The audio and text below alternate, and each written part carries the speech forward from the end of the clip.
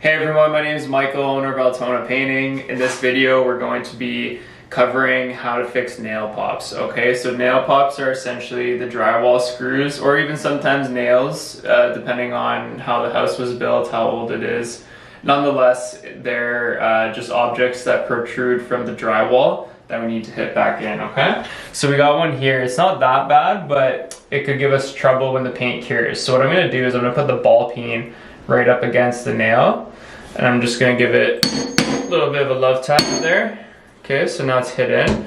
Now I'm gonna get rid of the drywall and the paint here that's collapsed in, because if you just putty over that, it could bubble.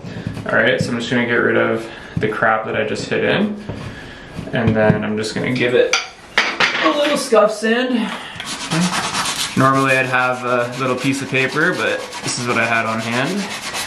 Okay, so now it's nice and smooth. All right, and then all I'm gonna do for filling it is nail pops.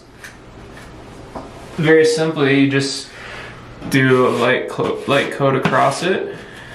Oops. Okay.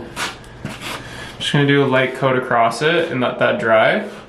And then, so I'm gonna get rid of the excess putty here. Okay, so I'm gonna let that dry, and then I'll sand it down, and then I'll do like a paper thin coat over that, and it'll be perfectly smooth. You won't even know it was there. All right, everyone, continuing on with the drywall repair here. So we've done a nail pop, as you can see, that's drying. Show you how to finish that off once it's all nice and ready for us. Here you can see, I guess there never used to be a door stop, so the doorknob went right into the wall there. So I'm literally just gonna go over that, just skim across it. Might need a recoat when it's done, but yeah, so you would sand that when it's dry, and if it's still not smooth, you would just do a paper thin over that to finish, and it would dry very quickly.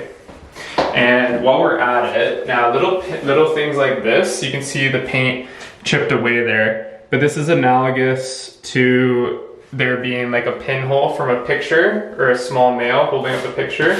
So, you know, stuff like this, you don't have to go super thick over. I'm just gonna put a little bit of putty, get rid of the excess putty.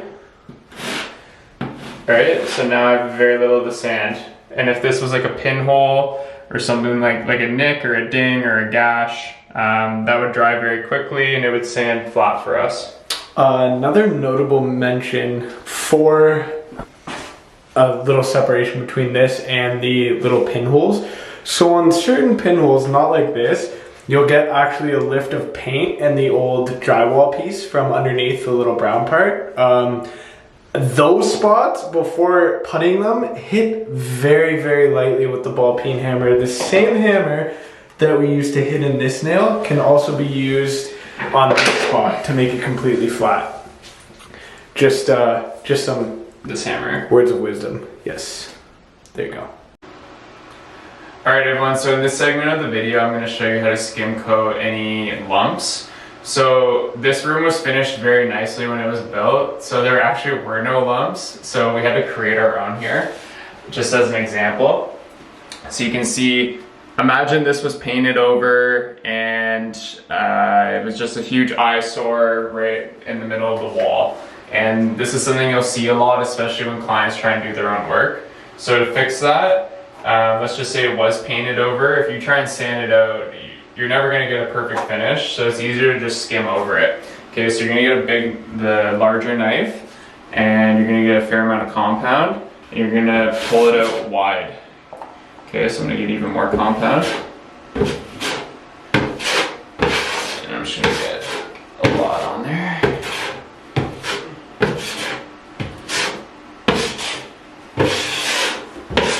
Okay, so to cover a spot like this, you gotta pull the compound out pretty wide, but it'll come out smooth every time. Okay, so I'm putting pressure on the left side of the knife. Same thing as that spot on the ceiling I did. So I start with a little bit of pressure, then I put more as I'm going, and then I start with pressure, I ease up, and then I put, and then I start with a little bit, and then I put more, and then I ease up towards the end, and it gives me that nice finish there, right? So you just do that across the top, the middle, and the bottom.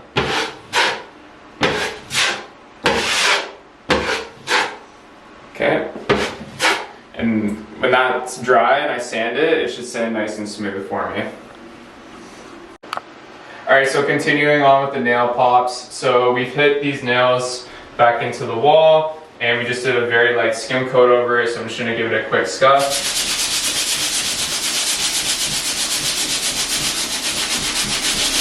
Get it nice and smooth, and I'll do the same for this one here. Okay, and they're basically like 90% done. There's going to be little divots here and there. So all you're going to do, very simply, just a very, like literally paper thin coat. Get rid of your excess. That'll dry if you put a fan on it in like 20 to 30 minutes, maybe even less. Same with this one. Just go over it paper thin. And then you would sand it when it's dry, and it'll come out flat like it was never there. Alright everyone, so we're back to the skim coat here. It's fully dry. So what I like to do first is I like to just sand it like I did the ceiling one there, and then anything that got missed, I pull out the little piece of paper and then just get things as I need to, okay? So when you're sanding, you're going to pull it across because your objective is to get it level with the rest of the wall.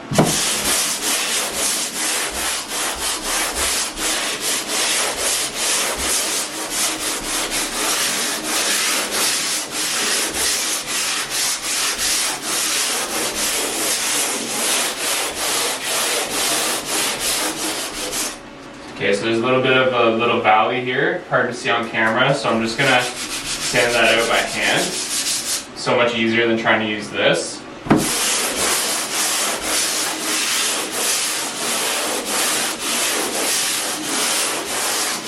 Okay, and that is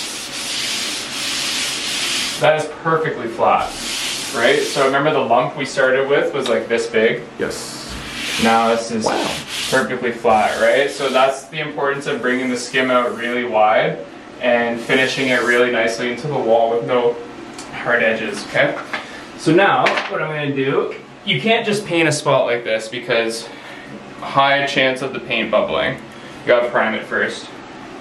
So just spot prime it. If you have tons of these spots in a room, like if you're going around a room and there's a lot of prep, I like to get a mini roller going because the mini roller is so much faster than brushing. But if you just have a few spots here and there, you can just brush them out quickly with the primer. And it's nothing fancy, it's just to get a layer of primer on it before you paint it. The other thing I want to stress too is sometimes I catch painters putting the primer on thick, which is fine, but you gotta spread it out, right? So you just don't want big lumpy brush strokes in the middle of the wall, right? So I'm just gonna spread them out quick. And then moving on to part 3 of this video, I'm gonna get this brush ready for him, and we will show you what spot painting is. So spot painting can actually save you from doing a second coat in some cases. Yeah, so Matt's gonna show you the rest of the room here. It's actually color matched to what it was previously. We just color matched for the purpose of this video training, and it's only been one coated, right? Which is pretty sweet. It came out nicely. So any putty spots that were in the room, we painted painted once first, like this, and then just rolled over. Just rolled over. Yep, and that's about it. Thanks for watching, everyone. I hope you learned something new and gained value from that. Feel free to check us out on social media at Altona Painting on Facebook and Instagram to see some of our most recently completed projects. Also, check out our website altonapainting.com to see our full portfolio and learn more about us. If you're in the Greater Toronto area and you're looking for a painter who values quality and professionalism, hit us up. Or if you know someone who is looking for a painter, pass our name along. Lastly, thank you so much for watching, and subscribe to the channel if you want to see more instructional painting videos.